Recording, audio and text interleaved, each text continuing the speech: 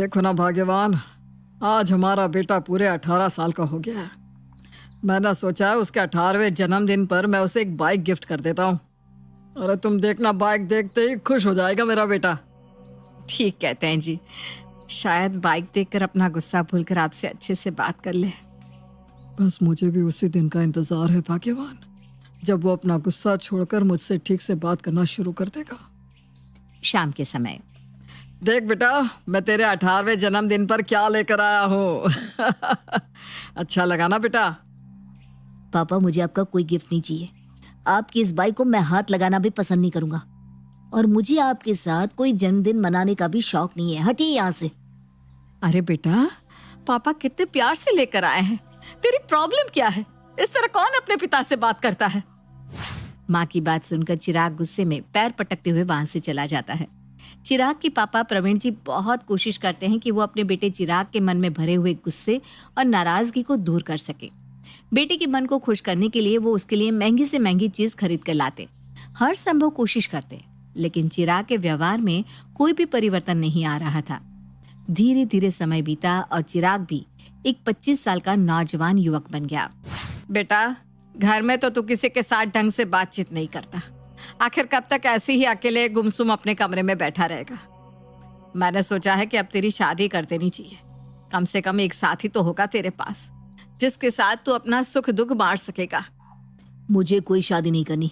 मुझे मेरे हाल पर छोड़ दो। मैं जैसा हूँ ठीक हूँ। बेटा, माँ बाप तो आज है कल नहीं, हमारा क्या भरोसा। लेकिन अगर तू शादी नहीं करेगा तो कल को हमारे जाने के बाद दुनिया में अकेला रह जाएगा।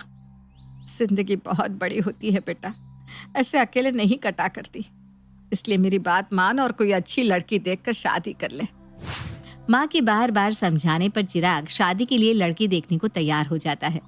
2-3 लड़कियां देखने के बाद आखिर में चिराग को रिचा नाम की एक लड़की पसंद आ जाती है और उन दोनों की शादी हो जाती है। शादी के बाद क्या बात है चिराग, मैं देख रही हूँ कि घर का माहौल कुछ खींचा खींचा सा रहता है। तुम अपने पापा से अच्छी तरह बात क्यों नहीं करते? क्या कोई नाराजगी है आप दोनों के बीच में? देखो रिचा, कोशिश करना कि आगे से मुझे पापा के बारे में कोई सवाल ना करो। मैं उनके बारे में कोई भी बात नहीं करना चाहता।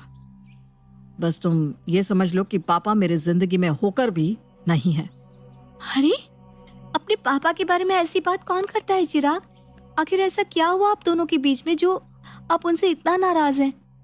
देखो रिचा, ये आखिरी बार है जब तुम मुझे मेरे पापा के बारे में पूछ रही हो। मेरे जख्मों को कुरेदने की कोशिश मत करो।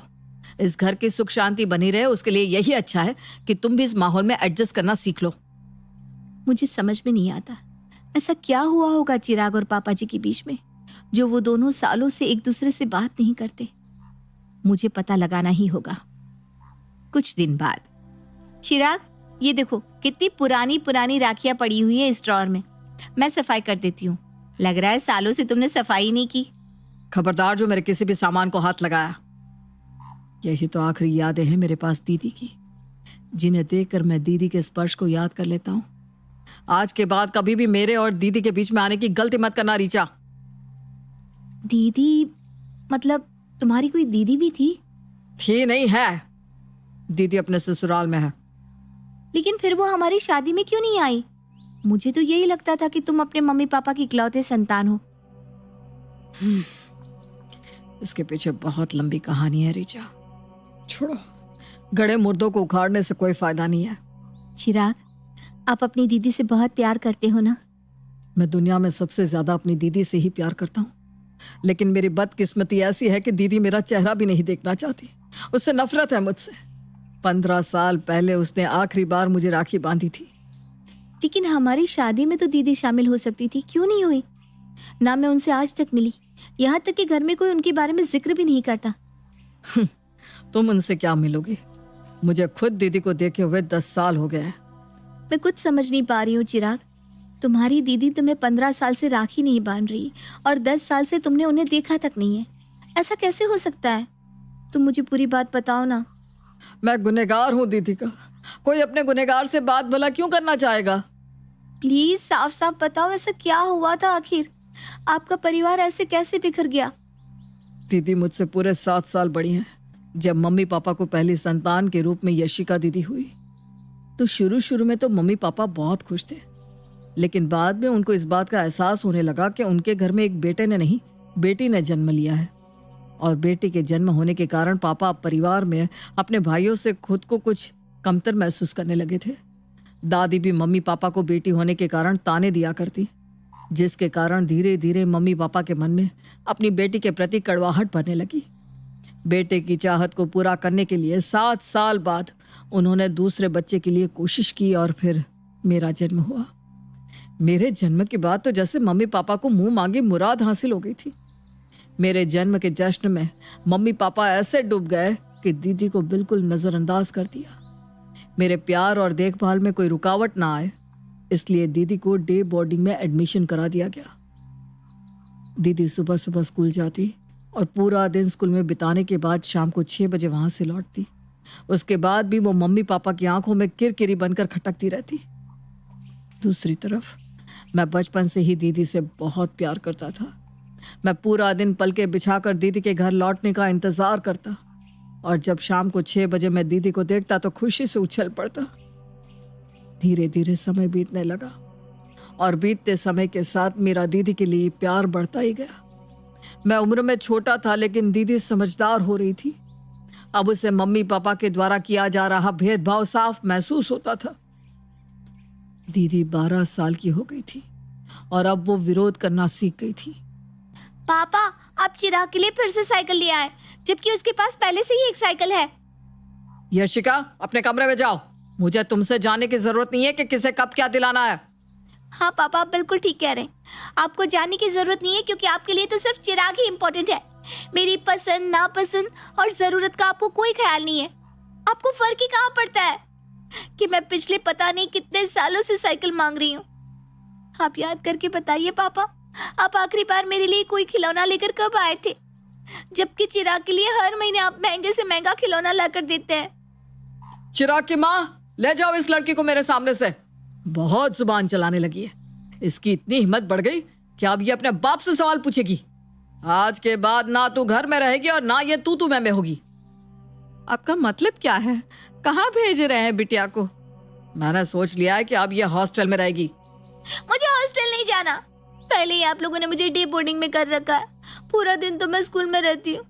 अब ये कुछ घंटे भी मेरे साथ रहना आप लोगों को बर्दाश्त नहीं है।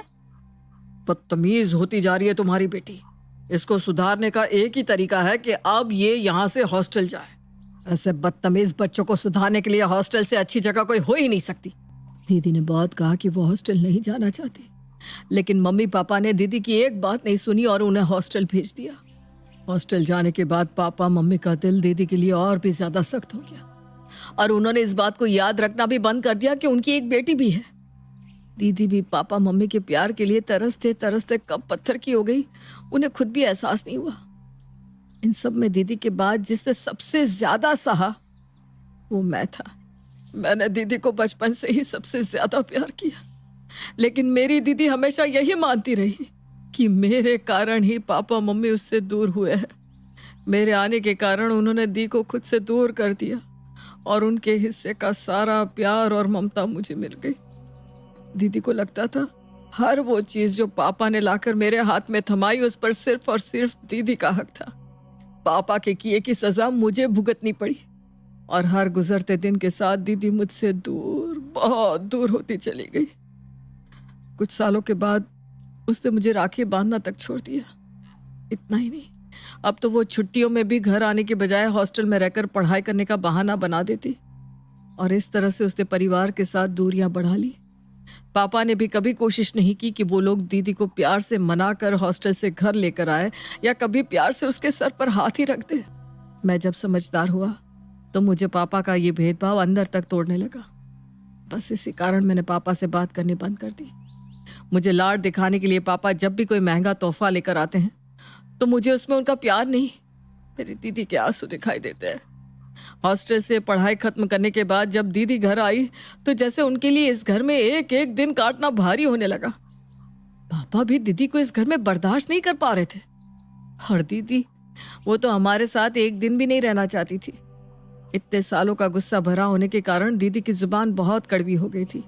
वो बात बात पर पापा मम्मी को नीचा दिखाती, जिससे पापा दीदी से और भी ज्यादा गुस्सा हो जाते।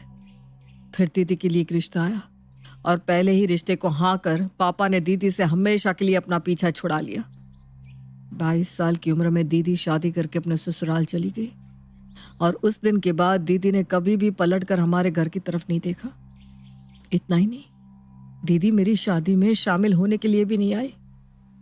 आप परेशान मत होइए, सब ठीक हो जाएगा। आपके साथ सचमुच बहुत बुरा हुआ है, लेकिन एक बार आप दीदी के बारे में सोचिए। उन्होंने बचपन से इतना भेदभाव सहा, उनके मन पर क्या बीतती होगी जब वो मम्मी पापा को आपके साथ हंसते मुस्कुराते देखती होंगी। उनको कितनी तकलीफ होती होगी। माता पिता के प्यार पर तो हर बच्चे का समान रूप से अधिकार होता है ना। फिर मम्मी पापा ने इतनी बड़ी गलती कैसे कर दी? क्या बेटी होना इतना बड़ा अपराध है कि बेटे के जन्म के बाद पापा ने दीदी को हॉस्टल भेजने की सजा सुना दी?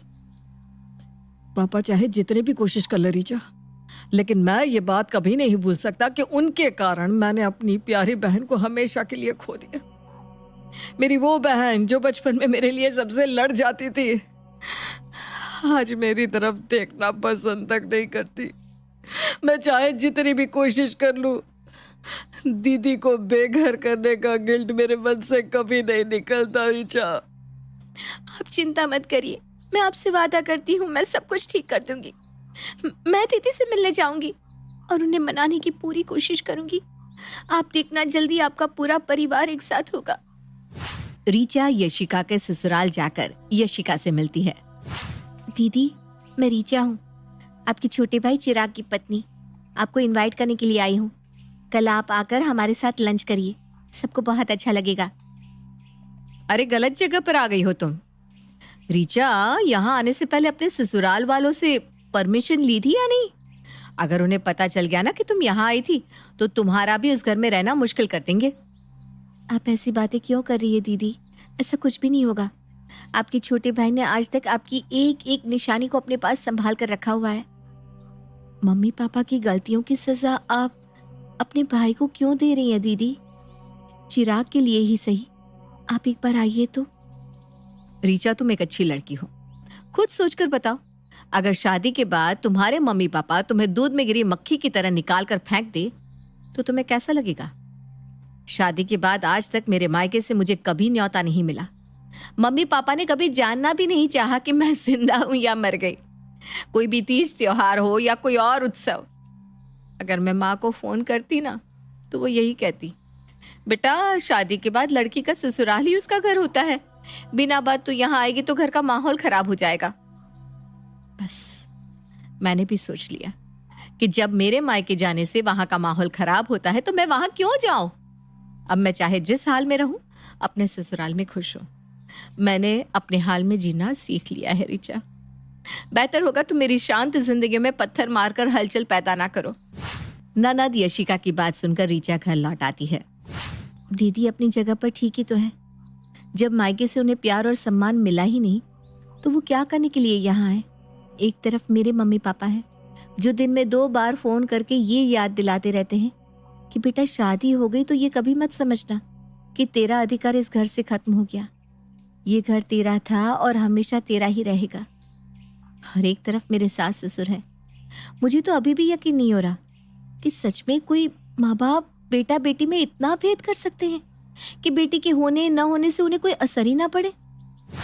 रीचा ने महसूस किया था कि शादी के बाद से ही उसके सास ससुर उसके साथ बहुत अच्छे से पेश आ रहे थे। वो उसकी हर जरूरत का ख्याल रखते थे।